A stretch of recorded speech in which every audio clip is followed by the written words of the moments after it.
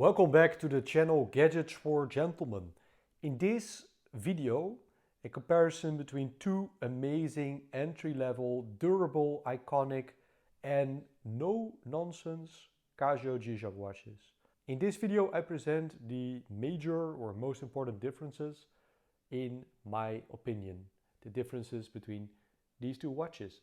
Today I am wearing my Tudor Pelagos FXD on the original fabric strap. And now let's get started with these watches.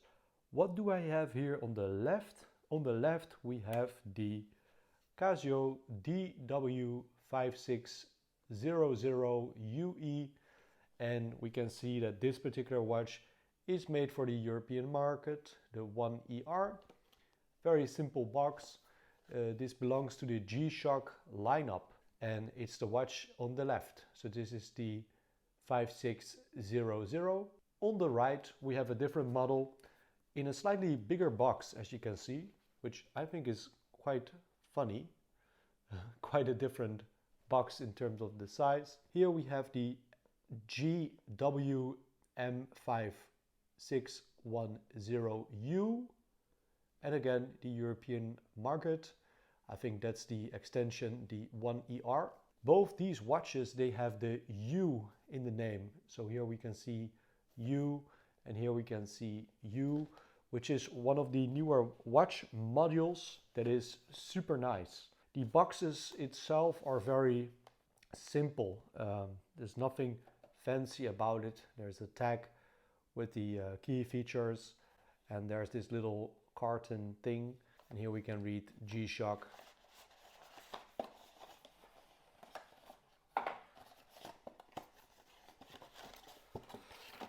As you can see, there's warranty and there's information about the watch module. So that is the 5610. This particular watch I bought very recent. Now here on the left we have the 5600, and I also bought it recent, but a little bit longer ago. This is the reference number again. We have the most important features written on this tag.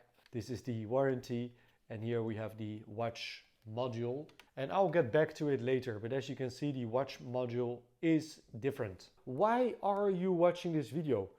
Maybe you are watching this video because you are looking for a Casio G-Shock. And I think these G-Shocks are one of the best modules that you can purchase for very reasonable price points. So for example, here on the left, the watch can be purchased for 84 euros 81 cents. On the right, you can purchase it for 112 euros 22 cents. Of course, they are not the retail prices, but many times you can find them for very affordable prices. So I made a whole list of the key differences between these two watches, and let me go over it as quick as I can. We have a difference in terms of the case dimensions. I start with the watch on the left, but first I need to show you this beautiful watch stand by Wristonomy. I leave a link in the description. We have a beautiful marble plate, we have a metal piece, and then a full leather pillow. And if you like it, then you can use the link in the description. So dimensions, on the left we have 48.9 millimeters times 42.8, thickness 13.4 millimeters. Now on the right we have dimensions of 46.7 millimeters in terms of that lug to lug, which makes this watch 2 full millimeters shorter in terms of that lug to lug, making the watch wear much better on a smaller wrist. We have a diameter of 43.2. This dimension, which is called the width of the watch. Actually, the watch on the right is just ever so slightly larger. Now, in terms of the thickness is only 12.7 millimeters, which I think is very similar to the Tudor that I have right here. And it's actually quite a bit thinner compared to the watch on the left. So again, 13.4 in terms of that thickness and only 12.7 millimeters in terms of that thickness. So great dimensions. In my opinion, if you have large wrists, you will love the watch on the left. If you have small wrists, like myself, 6.3 inches, the watch on the right wears a whole lot of better. Now, in terms of the weight, it's almost identical. 52 grams on the left, 51.7 grams on the right. We have resin case, we have a resin bezel, resin band. Same with this watch on the right. They're both shock resistant, they're both 200 meters water resistant. Now on the left, we are dealing with a battery, one CR 2016 battery that should last for about 5 years. Now on the right, we have the tough solar system, and I honestly don't know the lifespan of the rechargeable battery. We have mineral glass on both of these watches.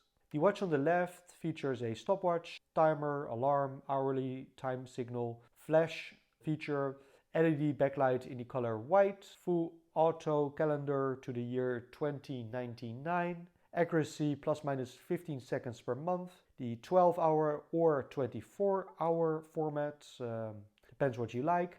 Regular timekeeping mode shows the hour, minute, second, PM, month, date and day. Now on the right, we have so much more features, and I think that is one of the big differences between these two watches. So again, to sum it up, here on the left, we have less features compared to the watch on the right. There is a stopwatch that we can see right here. The beauty of the stopwatch with these watches is when you use it, you can still see the actual time, which we can see here in the top right section of the watch. So that's something these watches or watch modules, they have in common. Now what else? We have one alarm here on the left, but with the watch on the right, we have a ton of alarms. We have 5 daily alarms with 1 snooze alarm. We also have the hourly time signal. Now let's proceed. Here we can see the timer function, and also here on the right, same timer function. And also we can see the actual time in the top right with both of these watches. So that is something that I really, really like. Here a stopwatch again, and here it brings you back to the actual time. Now let's have a closer look here. If we look at these dials, I think it looks quite similar. There is one small difference that I really like about the watch here on the right. I will try to describe it. So here on the left, we can see the month, 5 for May, and then we have the day on the right. I like to reverse these two. So I would like to have the day or date, and then I would like to have the month on the dial. And with the watch on the right, as you can see, you can change these settings. So I change the order of things. So I have the date, I have it on the left, and then I have the month on the right. So those are some of the features. Another difference, we have the white LED backlight here on the left. If I push this button here on the right, where it reads light, let me see if I can make it a bit darker and show you that white backlight. Now with the watch on the right that we have right here, the position of the light is in a different spot. It's here in the top right where you can see light, and this light is electroluminescent backlight. It has auto EL, and the color is blue green, so it's a bit different. Let me again make it a bit dark and show it to you. So that color is ever so slightly different compared to the one on the left. Now let's continue. What is so special about the watch on the right, in my opinion? It is radio controlled watch, multiband 6.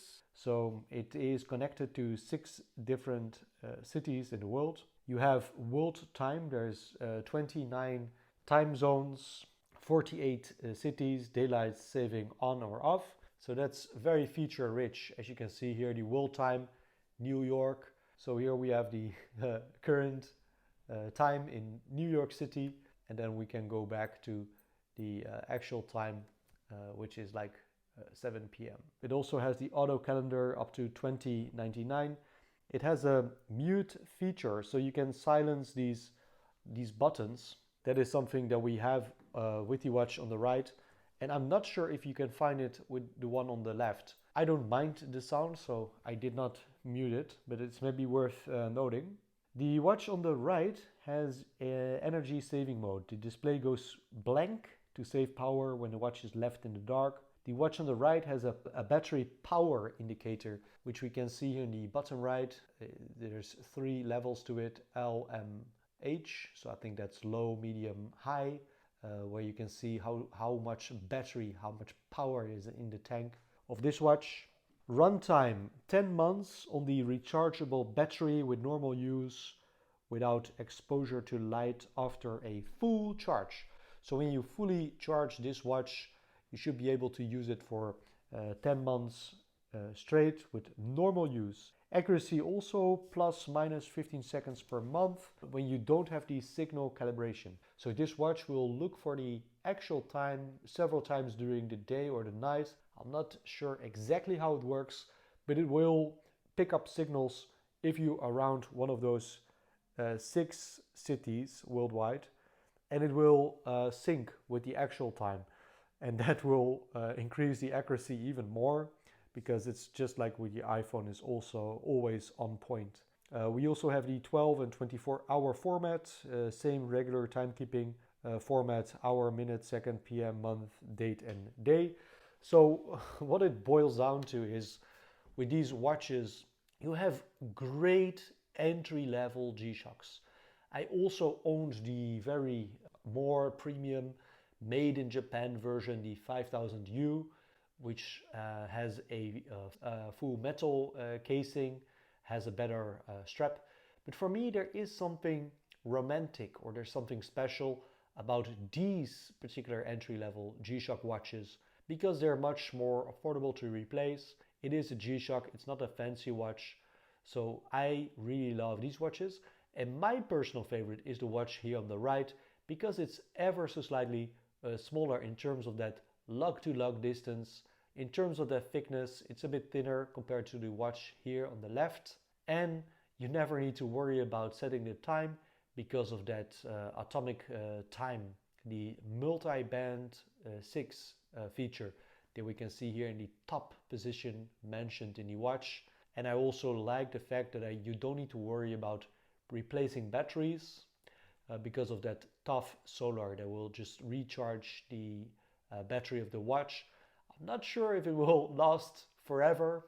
Maybe also those rechargeable batteries at some point will wear out. But I think those are some features that I really like with this watch on the right, which is ever so slightly more expensive, only about 20 euros more, 30 euros more. And I think you get a far more feature-rich watch. And I really love that you can change the way of presenting the date and the month.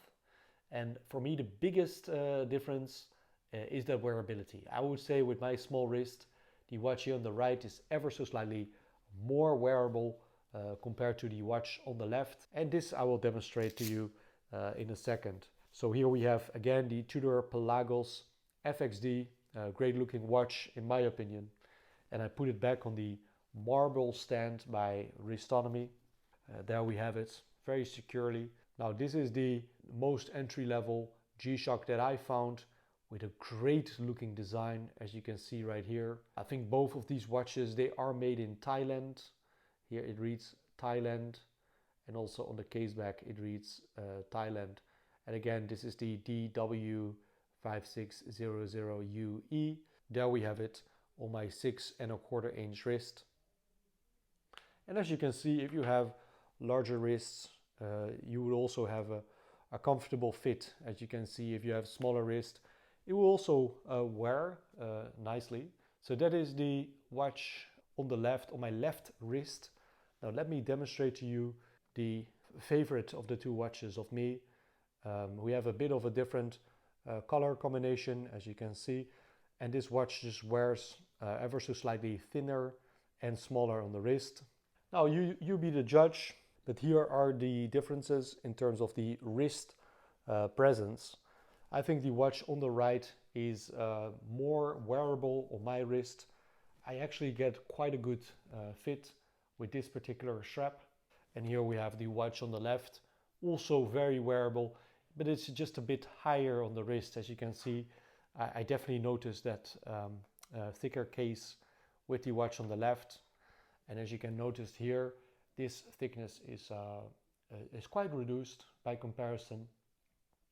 And also in terms of that lug to lug distance, I think on my wrist, this looks better compared to this version, which is quite a bit longer. What more can I say? I think great looking watches. Definitely buy the watch that you like, also in terms of the presentation, in terms of the colors. For me, the watch on the right wears better on my small wrist, and I like the feature-rich functions, the atomic timekeeping, the solar power makes this watch for me a no-brainer. It's so feature-rich, and yeah, some features I really don't even use. For example, the alarms. I have it on just one alarm at like 6 a.m. But that's it. I don't use the 5 alarms. I use the stopwatch a lot. I use the timer a lot. So great watch. But I could also at some point see myself wearing the watch on the left, because it's no nonsense.